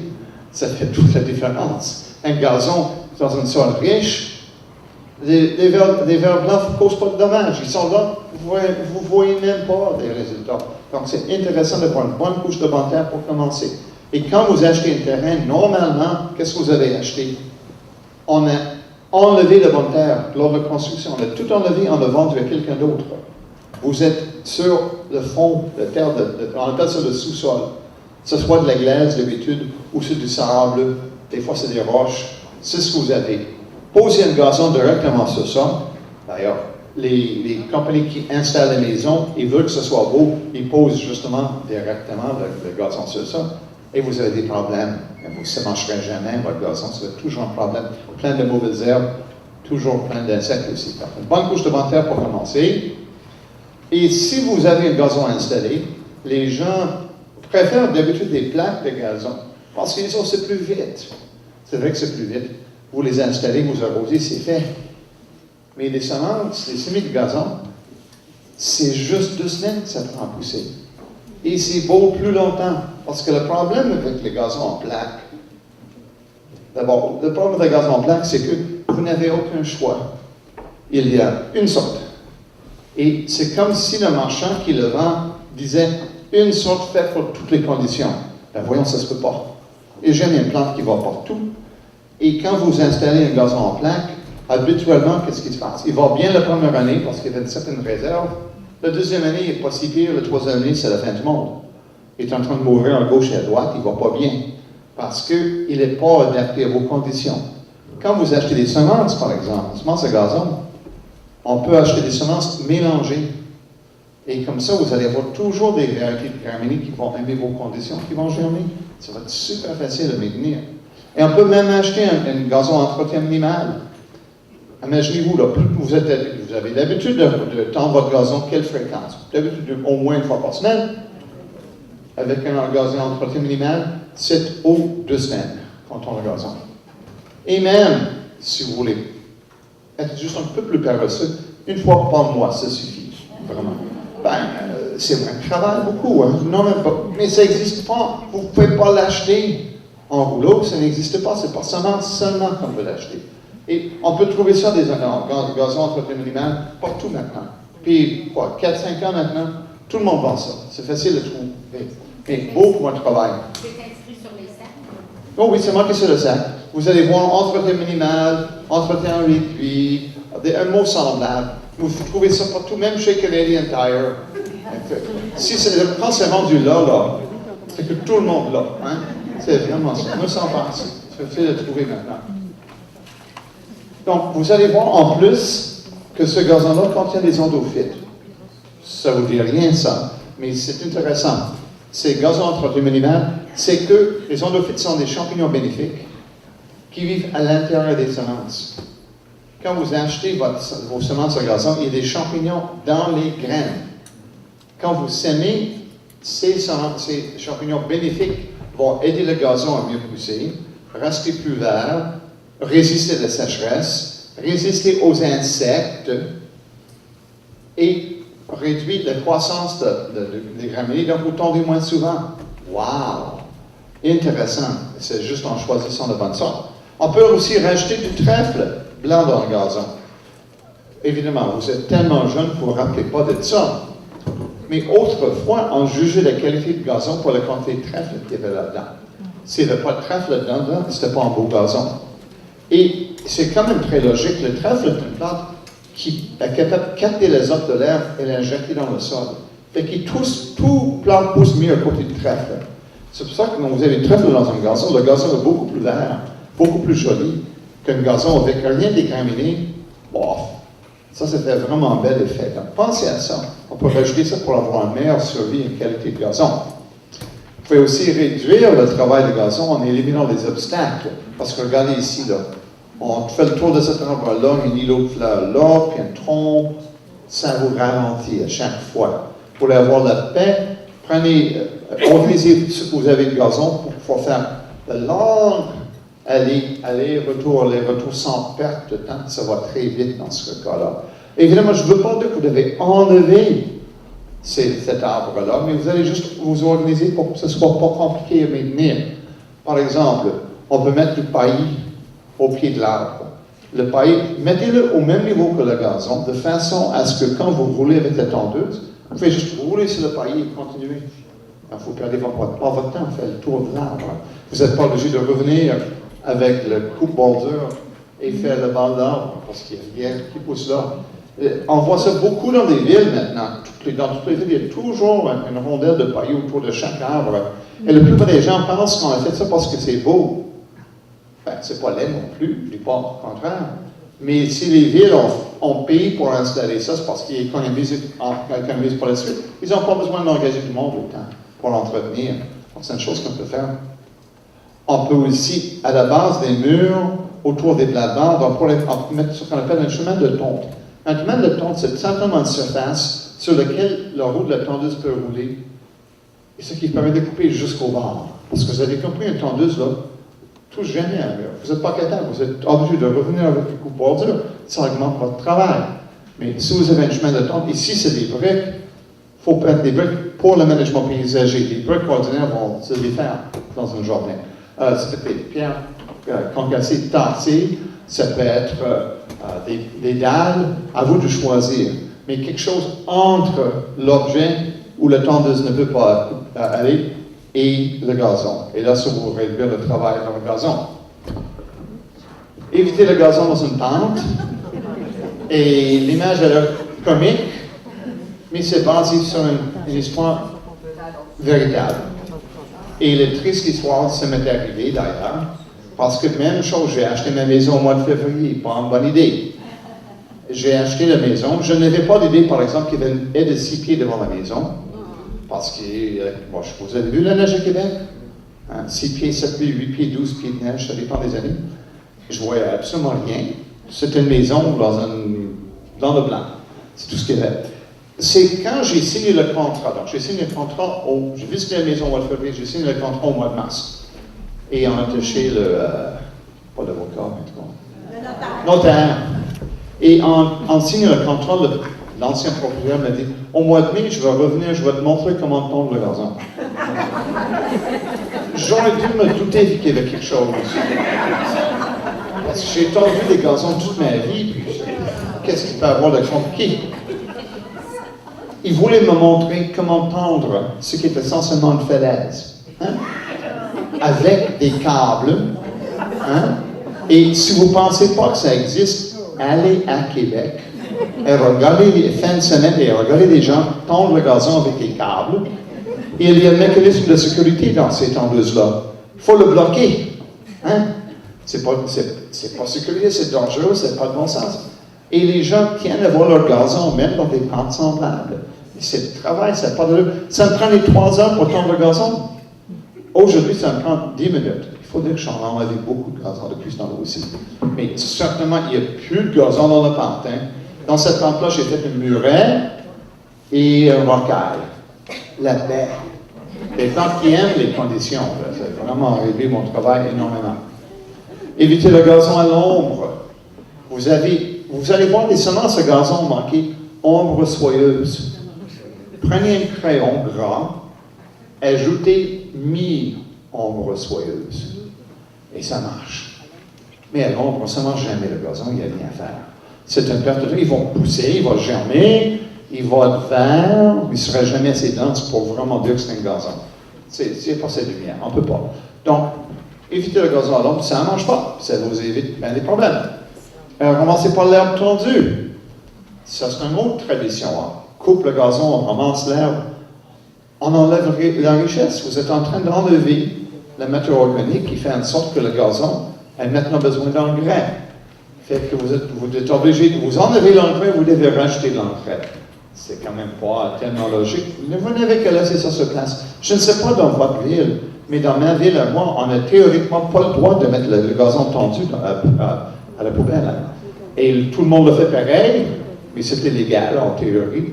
Mais laissez ça sur place. Pas de complication. Ça disparaît tout seul, ça enrichit le sol. Pas compliqué. Si vous voyez que ça fait des claquets, vous dites, d'abord, si vous avez un gazon entretien minimal, ça n'arrivera pas parce que vous allez tendre moins souvent. Puis... Non, il faudra vraiment tendre plus souvent dans ce cas-là. Parce que c'est quand c'est trop long que ça fait ça. Quand c'est court, vous n'avez pas de problème. Donc, quand vous tendez plus souvent, c'est plate, là, vous n'avez pas ça. Alors, tendez un peu plus souvent et plus tard, changez pour un gazon entretien minimal. Ça va réduire beaucoup ce travail-là. Là où le gazon ne pousse pas, on peut le remplacer, pas d'autre chose. N'importe quoi. Quelque chose qui n'a pas besoin. Ça peut être des couvre-sols, c'est ce qu'on voit ici. Ça peut être du paillis, d'autres plantations, mais pas de gazon. Ça ne va pas bien. Ici, dans l'image, vous ne voyez peut-être pas parce que j'ai cadré autrement, c'est qu'il y a des grands érables en arrière. Il y a toute une lignée d'érables ici. Et vous avez vu comme le gazon pousse bien au pied des érables. Hein? Pas drôle, trop de racines, ça ne va pas bien du tout. Et la personne qui le disait, ça n'a pas de bon sens. Il disait en plus, il scrapait constamment les tondeuses parce qu'il frappait sur les racines qui cassaient. Ben, je vais mettez un couvre-sol. Il a mis tout simplement du lamier. C'est pas un couvre-sol qui coûte très cher. Ça couche très bien. Ça cache les racines. Vous ne voyez plus rien. C'est pas fait pour jouer, par exemple, au tennis ce soir. Ça ne marcherait pas. Mais au moins, ça enlève le problème. On ne voit même pas qu'il y a des racines. Et avant, c'était pas beau, franchement. Des grosses racines avec quelques touffes de gazon à travers. Regardez, ça, c'est grand arbre. Super beau. Donc, une couvre-sol peut remplacer, oui. Comment ça se prononce? Le couvre-sol ici? Oui. Ça, c'est le lamier. L-A-M-I-E-R. Mais évidemment, c'est juste un exemple. Mais ça va-tu, mettons, moi je reste dans le bois, ça pousse-tu bien? Super, très bien dans le bois. Il y en a d'autres aussi, il y en a plein de couvre-sols pour les coins ombragés. Il y a des couvre-sols qui vont au soleil brûlant dans les coins secs aussi. Des couvre-sols qui tolèrent le calcium près de la rue aussi. Vous avez toujours des plans comme ça. Et ça réduit le travail. Quand le gazon ne va pas bien, remplacez, pas d'autre chose. Ça ne sert à rien de continuer avec ça. Et aménager à l'ombre. En parlons-en de l'ombre maintenant. L'ombre c'est intéressant à bien des égards. Quand vous y pensez, l'ombre, c'est plus frais. Quand il fait 30 degrés dehors, vous allez à l'ombre, ça baisse énormément dans notre région d'au moins 5 degrés. C'est énormément plus frais qu'au plein soleil. Donc, c'est plus agréable pour vous, en tant qu'être humain. Et est-ce qu'il y a beaucoup de mauvaises herbes à l'ombre? Non. Il y a ça de moins aussi. Moins de mauvaises herbes. Donc, c'est intéressant. Par contre, on a le problème de base de l'ombre. Et ce n'est pas l'ombre même qui est le problème. L'ombre est causée d'habitude par des racines d'arbres, pas des arbres. Hein. Et c'est les racines d'arbres qui causent le vrai problème. Si l'ombre est causée par un édifice, vous n'aurez pas de problème de planter au pied d'un édifice, ça va très bien. Essayez donc de planter à travers des racines d'érable. C'est une autre histoire complètement, très, très compliquée. Donc, le problème de compétition racinaire, c'est le gros problème à l'ombre. Hein. Et également, vous avez moins de flammes. Et c'est comme normal, pensez-y. Qu'est-ce qui donne l'énergie aux plantes? C'est le soleil. S'il y a moins de soleil, il y a moins de fleurs. Ça va ensemble. Donc, en aménagement à l'ombre, il faut penser feuillage plutôt que de fleurs. Et ça peut être très beau pareil, hein? Mais c'est juste une question de penser autrement. C'est Supposons que vous voulez faire une nouvelle plante à l'ombre. Au pied, vous avez une érable, ou 3-4 érables, ou 50 érables, je ne sais pas. Et vous voulez avoir quelque chose de beau, pas juste des racines et des touffes de gazon. Commencez avec un papier de vernis de papier journal, juste pour empêcher les choses qui sont là de repasser à travers. Donc, ça va étouffer ce qui peut avoir de petits semis d'arbres, etc., dans le coin. 7-8 feuilles de papier journal, tout simplement. Moi, je le mouille toujours pour pas que ça porte au vent, mais je mets ça en place. Si vous n'avez pas de papier journal, prenez du carton, ça fait la même chose. C'est juste une question, c'est plus facile de trouver de papier journal en général. Rajoutez une couche de banc de terre par-dessus et commencez à planter. Wow! Facile, facile. Les racines d'arbres vont éventuellement remonter à travers ça, mais pas tout de suite. Vous avez une bonne année là, avant que ça revienne. Donc, entretenez bien vos plantations au pied de l'érable. Si ce sont des plantes qui tolèrent l'ombre, quand les racines de l'arbre reviennent à travers le papier journal, ils vont être bien établis et tout va être beau. Vous n'aurez pas d'entretien à faire. Donc, mais si pendant, bon, ça c'est si vous voulez faire une plantation à la grandeur. Supposons que vous voulez juste rajouter une plante ou deux ou trois ou quatre à travers une zone pleine de racines. Comment est-ce qu'on fait? D'abord, commencez avec des grosses plantes. Pourquoi? Les grosses plantes bien établies sont plus fortes que des jeunes bébés. Si je donne l'exemple, ici dans l'image, on voit, c'est supposé être un hosta. Je pense qu'on le voit. Prenez un tout petit hosta, $2,99, mettez ça à l'ombre, on sait que c'est à l'ombre, les hostas, et à travers les racines d'arbres, ça va faire 2, 3 feuilles, 4 feuilles, et l'année suivante, peut-être une feuille de plus, mais c'est lent, ça ne bouge pas. Dépensez plus d'argent, achetez un beau gros plan de hosta, mettez ça en place, il est déjà mature, il a déjà toutes ses racines. Quand les racines de l'arbre reviennent, lui va être encore beau, il va réussir. Donc, on prend des plantes plus grosses que la moyenne. Tant que creuser un trou, on va d'ailleurs, il ne faut pas se gêner pour couper des racines, hein, parce que quand vous avez des racines d'arbres, vous ne creusez pas nécessairement juste avec une pelle. Ça vous prendrait une scie à éléguer ou sécateur pour les racines plus petites ou d'autres objets, une hache, c'est possible. Mais des fois, il faut, évidemment, si vous tombez sur une grosse racine, le plus facile, c'est de tasser votre plantation de quelques centimètres. Là. Mais on peut couper, vous savez qu'on peut enlever jusqu'à un tiers des racines d'un arbre dans une seule année, sauf celle de l'orange. Les arbres font beaucoup plus de racines qu'il en faut pour survivre. Donc, vous allez simplement couper ça. Faites un trou plus large que vous avez besoin, mais de bonne profondeur. Inutile d'aller plus loin dans le fond. Vous allez voir que votre motte de racine repose sur une surface solide. Donc, si le motte est ça de haut, vous voulez voir un trou, vous voulez un trou ça de haut. Mais plus large, parce que vous voulez que les racines de votre plante s'étalent tout autour. Donc, faites plus large, pas plus profond, et tapissez avec du papier journal. Moi, j'utilise le papier journal partout. Une chance qu'il reste encore des journaux, hein, parce que je ne sais pas ce que je ferais si je n'avais pas de papier journal. Pourquoi? Je voulais juste pas que les racines d'arbres reviennent tout de suite. Je veux donner à ma plante 1 an de bonne terre, d'arrosage régulier, pour qu'elle se fasse des bonnes racines solides. Et quand les racines de l'arbre reviennent, il faut remarquer que je ne recommande pas de mettre de géotextile là-dedans. Le géotextile est théoriquement là pour empêcher les racines de revenir. Ça ne marcherait jamais, ça revient toujours, mais vous avez donc un morceau d'étoffe dans le sol qui ne veut pas disparaître, pas drôle. Au moins, le papier journal va disparaître un jour. Mais avec ça, quand les racines reviennent, 1 an plus tard, ou 18 mois plus tard, votre plante est bien établie et prête à l'affronter, et vous n'aurez pas de problème. Donc, c'est une façon de planter à l'ombre. Dans un milieu sec, des fois, c'est au plein soleil brûlant, c'est sablonneux, OK? On va juste faire ça pour la pause, OK? Donc, mais plantez surtout des plantes qui tolèrent ça, c'est aussi facile que ça. Donc, l'image, vous voyez plusieurs plantes qui tolèrent bien les coins secs. Et notez juste un détail. Toutes les plantes à feuillage argenté, ces plantes-là tolèrent toujours le soleil et la sécheresse. Ça va ensemble. Donc, si vous ne savez pas quoi planter, regardez le feuillage. C'est toujours les plantes qui réussissent bien. Et voilà, on continue avec notre discours sur l'aménagement paysager. Et l'un des trucs, c'est d'aller mollo avec les décorations. Je trouve qu'il y a peut-être un peu trop dans cette image-là. C'est pas plus que 5 flamants roses. Hein. C'est le maximum dans le terrain. Évidemment, c'est un peu, je me moque un peu de ces choses-là, mais il reste, et je ne dis pas qu'on ne peut pas s'amuser avec un aménagement paysager à l'occasion, mais il y a une limite à faire ces choses-là aussi. Et on peut quand même trouver des belles décorations plus discrètes, et d'habitude malheureusement plus chères aussi. Quand même, pas toujours possible, mais regardez ça comme c'est beau, hein, c'est vraiment des belles décorations.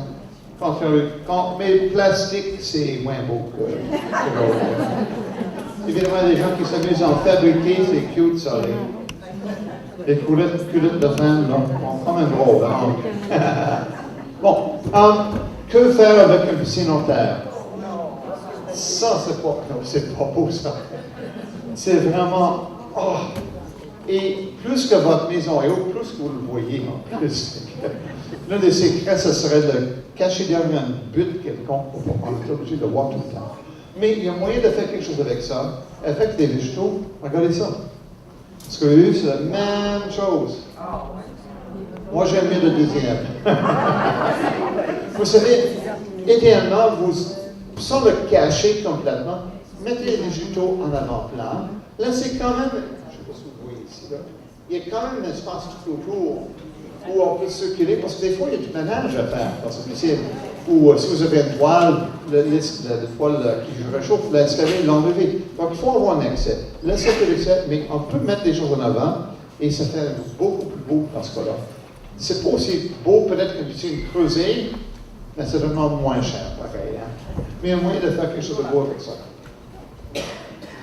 Creuser, bon, bien plus facile, hein? C'est vraiment plus beau. Qui ne rêve pas d'avoir quelque chose comme ça? Seule chose, personnellement, je ne sais pas pour vous, mais je ne comprends pas pourquoi les gens veulent avoir turquoise. C'est fait artificiel. Moi, j'ai un allure plus naturel.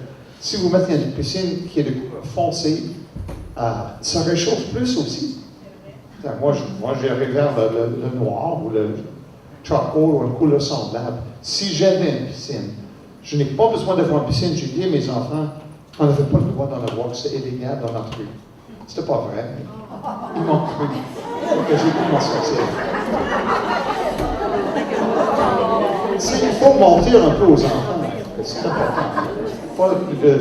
Mais en tout cas, c'est plus facile. Vous savez, quand la piscine est creusée, c'est plus facile de faire l'aménagement autour. Moi, j'aime bien racheter des plantes. Pas trop près. Vous ne voulez pas quand même que ça tombe dans l'eau, le feuillage, hein, et les fleurs fanées. Mais quand même, mettre quelques plantes près, c'est bien. Regardez là, c'est une couleur foncée, dans le plus naturel, des roches autour, et vous n'avez pas besoin de mettre une chauffe-eau là-dedans, parce que l'eau reste toujours chaude dans une piscine semblable. Parce qu'on a mis un fond foncé. Je n'ai jamais compris les piscines turquoises, bizarre ça. C'est des goûts des gens, j'imagine.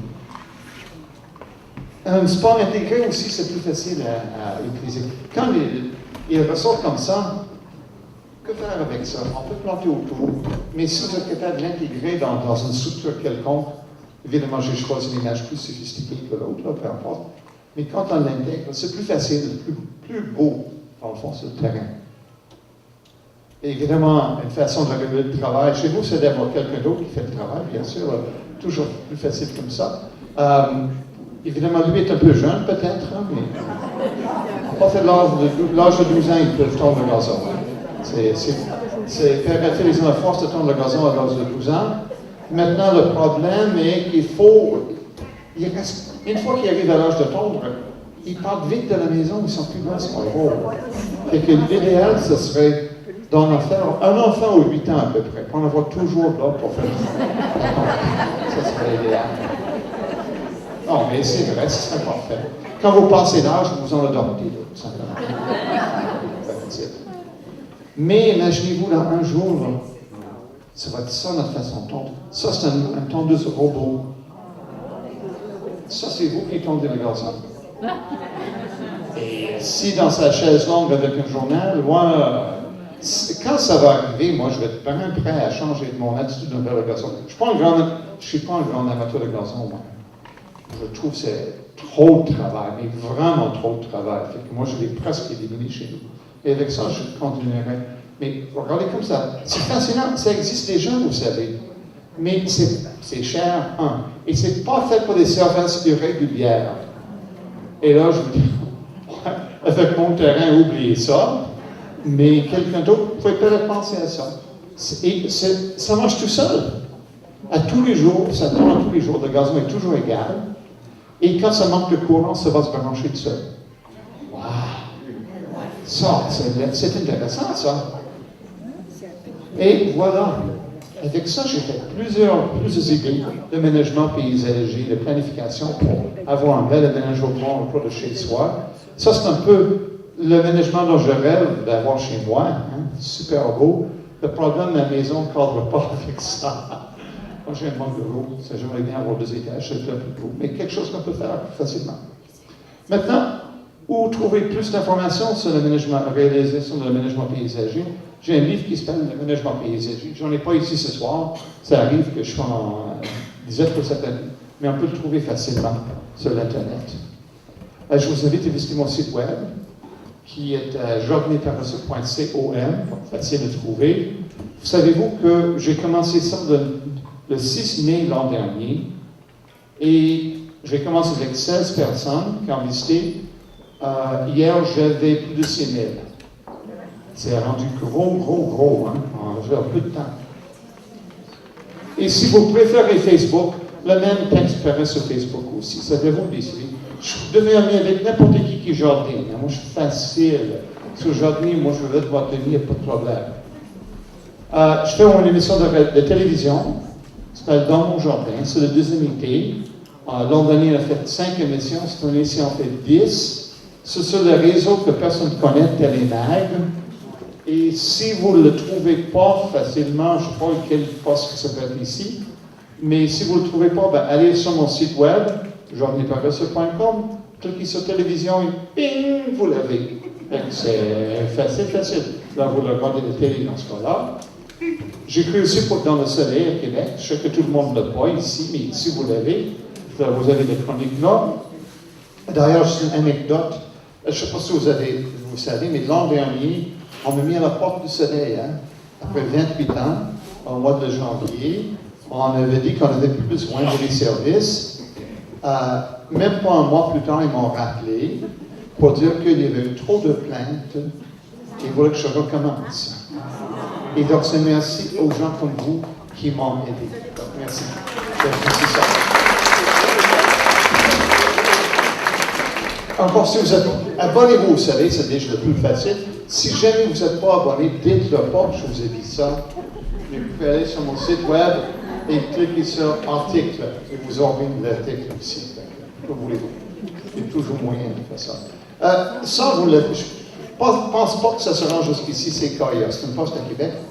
Mais si vous l'écoutez le mercredi matin, on peut aller sur le site internet, ckiafm.org, ou vous pouvez écouter le podcast à jardinierparesseux.com. Tout au même endroit, c'est facile, ça.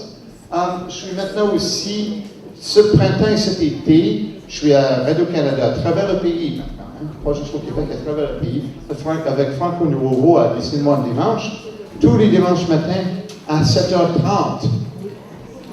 Si vous êtes debout, la radio de Radio-Canada. Radio de Radio-Canada, 7h30 le matin. Donc, si vous voulez écouter mes commentaires, vous irez là. Et on peut aussi lire mes écrits dans la revue Flore des Jardins. 25 ans, cette année-ci. J'étais là au début, hein. J'ai commencé à 12 ans. J'étais très jeune. Des fois, j'exagère un peu, hein. Ça arrive. Il faut le supporter sur la seule revue de jardinage au Québec. C'est pas drôle, hein. Les statistiques indiquent que les gens jardinent plus que jamais. Il y a de moins en moins de télévision et moins de journaux. C'est la revue, pas drôle.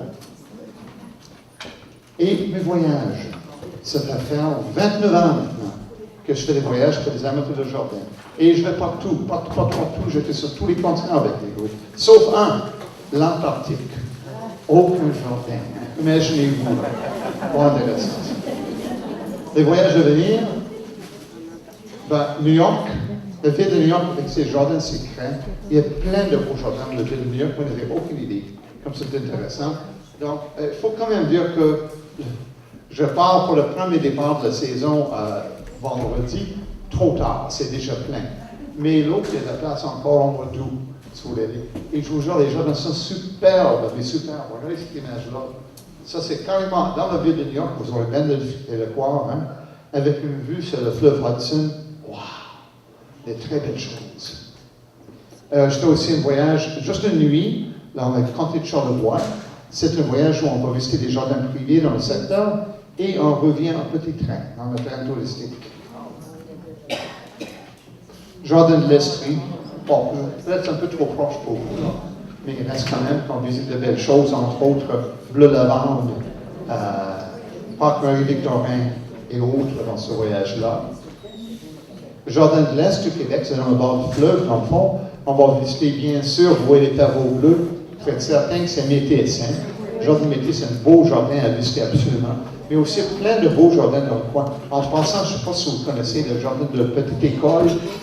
Retenez ça. Un bijou de jardin extraordinaire à Témiscouata. Un jardin à ne pas manquer. Ça s'appelle maintenant, la ville s'appelle maintenant Témiscouata. C'était en Notre-Dame-du-Lac. Mais là, ils ont mis le même nom du village, je pense, tout autour de là, ce qui était une ville très, très longue.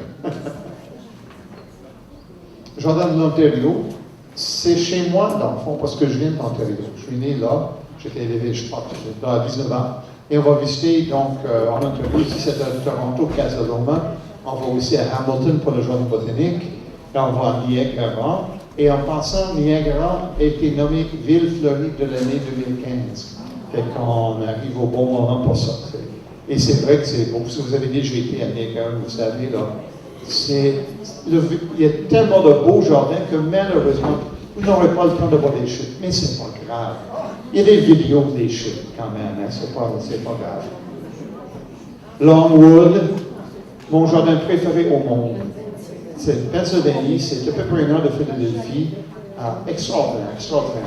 Tout ce qu'on peut imaginer sur un jardin dans un seul endroit, c'est vraiment quelque chose, ça. Les beaux jardins de Washington. Washington a beaucoup de beaux jardins. Ici, on voit d'ailleurs dans l'image le jardin botanique national. Vous avez également des jardins privés, des jardins publics, vraiment de beaux jardins. On va voir le jardin de George Washington aussi. C'est une autre possibilité. Longwood à Noël. Longwood, d'ailleurs, parce que c'est un jardin que nous, au Québec, on connaît pour ces jardins d'été. Mais vous savez que c'est plus visité à Noël que n'importe quand. Et on illumine tous les arbres. Il y a dans les grands arbres, ceux qui connaissent le jardin savent de quoi je parle, des concerts, des sculptures de poinsettias, des choses extraordinaires dans les arbres. Il y a quelque chose à voir au mois de décembre. Et les petits voyages reviennent. Longwood, je vais tous les ans. À l'Est du Québec, je vais tous les ans. Mais juste quelques plus beaux voyages, plus gros voyages, disons, de l'an prochain. Il y a les îles hawaïennes, une croisière. C'est aussi un peu plus cher. On ne veut pas. Hein? Mais si vous voulez voir des beaux jardins, c'est super. Et on voyage de nuit dans les bateaux et on arrive au jardin de matin. C'est vraiment le fun. Et je vais aussi au Costa Rica, où vous allez voir la nature à son plus beau. Des animaux, des oiseaux, des papillons, des orchidées, des plantes, des volcans. On en voit plusieurs. Donc, drôlement intéressant. Avec ça, quelques questions. Je finirai pour 9 heures ou plus tard. Est-ce que vous avez des questions sur n'importe quoi sur le jardinage? Moi, je ne suis pas du CSB, mesdames. Oui. J'ai acheté un tilleul il y a environ 3-4 ans. C'est un arbre qui grossit quand même assez rapidement. Mais ce que je constate présentement, c'est qu'il grossit en superficie de feuillage. Mais le tronc, il n'y a pas tellement. Est-ce qu'à un moment donné, ça va développer, il va pousser en hauteur? Parce que là. Normalement, il devrait grossir.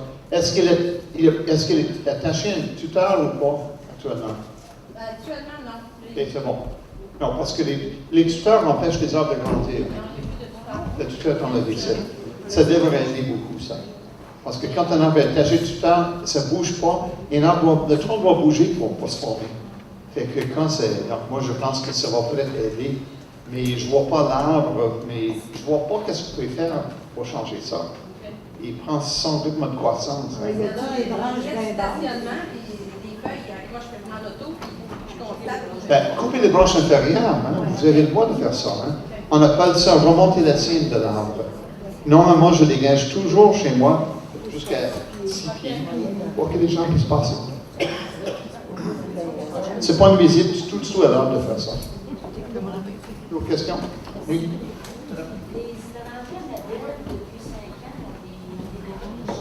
Mais à part que des enlever du santé l'autre chose, il y a quelques soirs, je vais faire. OK. Donc, Madame dit que des hydrangeas Annabelle, donc les boules blanches, là, ont un nouvel insecte depuis 4-5 ans. On appelle ça des lieuses de l'hydrangée. Et les feuilles sont liées ensemble. Vous le voyez bien parce que l'envers de la feuille est blanc-gris, fait que vous voyez très bien. Et à l'intérieur, l'insecte, là c'est une chenille, une petite chenille, et on ne peut pas traiter parce qu'elle est protégée. Là. Les pesticides ne l'atteignent pas. Donc, Madame me dit, est-ce que autre chose que de faire que de l'enlever, ce sera une solution, bien sûr. Mais vous pouvez aussi couvrir et les faire tomber par terre. Et ce n'est pas assez intelligent pour remonter dans la plante. Fait que,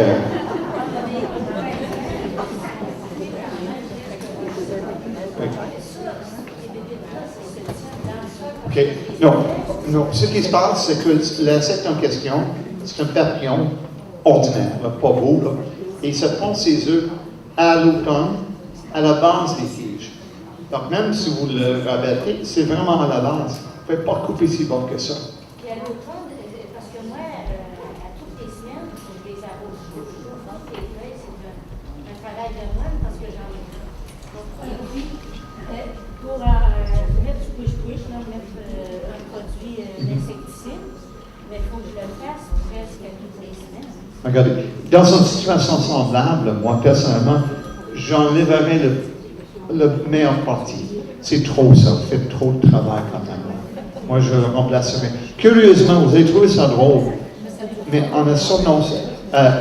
Il y a dans l'étranger arborescent, donc celle qui fait des feuilles en boule, Annabelle et autres, depuis 3 ans, on a sorti maintenant une variété qui est à fleurs roses. Je ne sais pas si vous l'avez vu. Invincible. Il n'en fait pas. C'est bizarre, je ne comprends pas. Mais là, vous avez la paix avec ça. Non, mais de ça, c'est une autre sorte. C'est normal. Moi, j'en ai 4 autres sortes qui sont sur tige, puis eux autres, c'est la paix. Ben voilà. Ceux-là, puis, bien que le fait d'avoir beaucoup d'érables autour, ça tue les érables, ça ne vient pas de là. Ça n'a rien à voir avec les érables, madame. C'est vraiment l'insecte qui a réussi à sauver vos plantes, puis il va revenir d'année en année. La chose la plus logique, c'est de les éliminer ou réduire. Vous avez déjà d'autres hydrangés qui n'en font pas, les remplacer l'un avec l'autre. La paix. C'est facile, oui.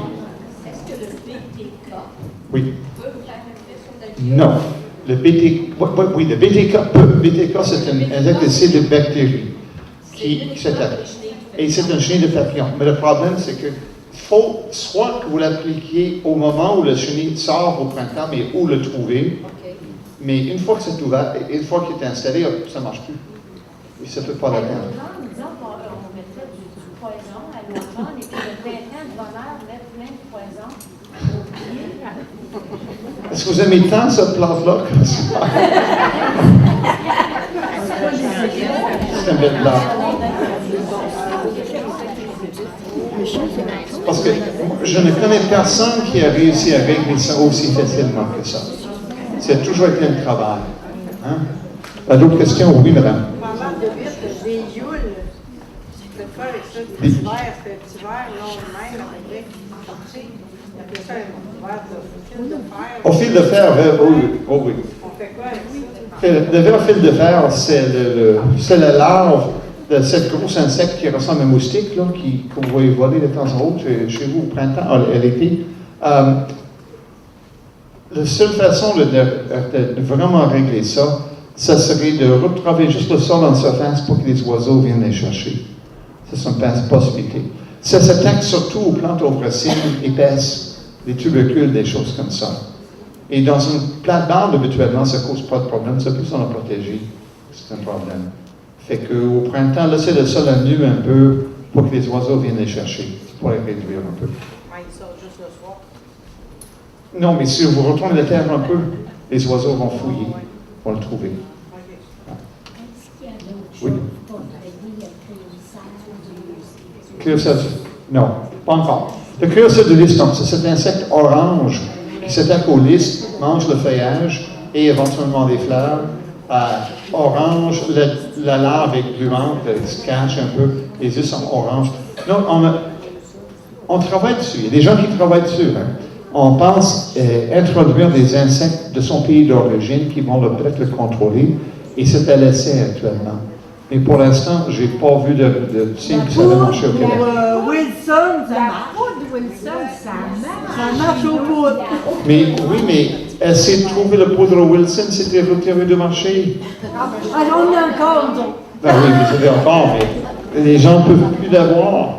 C'était retiré parce que c'est trop toxique. Oh, oh.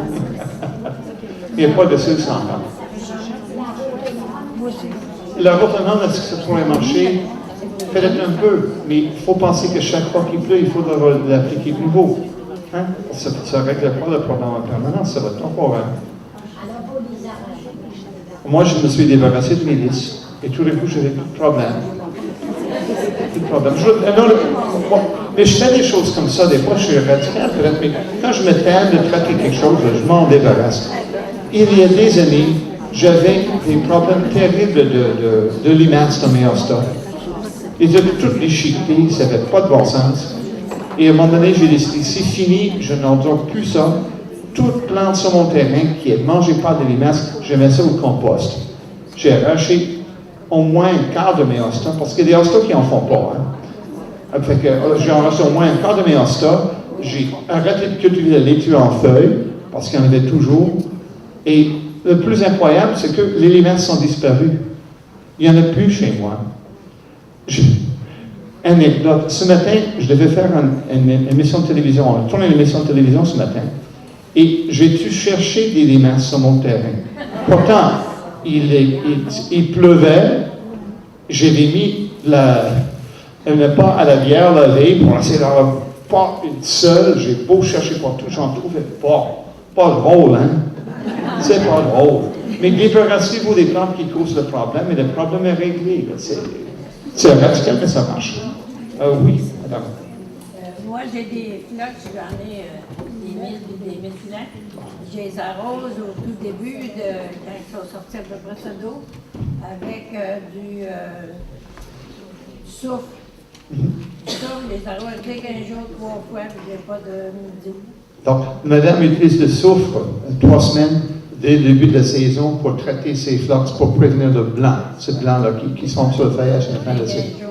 Oui, c'est 15 jours. Ma solution à moi, personnellement, c'est je les ai tout arrachés et j'ai planté des phlox qui n'en font pas de blanc. Et là, j'ai des phlox tous les ans et je n'ai pas besoin de rien faire. Pas drôle, hein? La vie est trop facile des fois, c'est presque pas d'allure. C'est ma façon de fonctionner. Vous n'êtes pas obligé de faire ça, mais c'est comme ça que je fais moi. Peut-être une dernière question. Il n'y en a pas? D'accord. Je vous laisse à vos tirages. Et savez-vous que paraît-il qu'à partir de demain, c'est l'été qui arrive? Et voilà. Bon jardinage. Merci d'avoir été.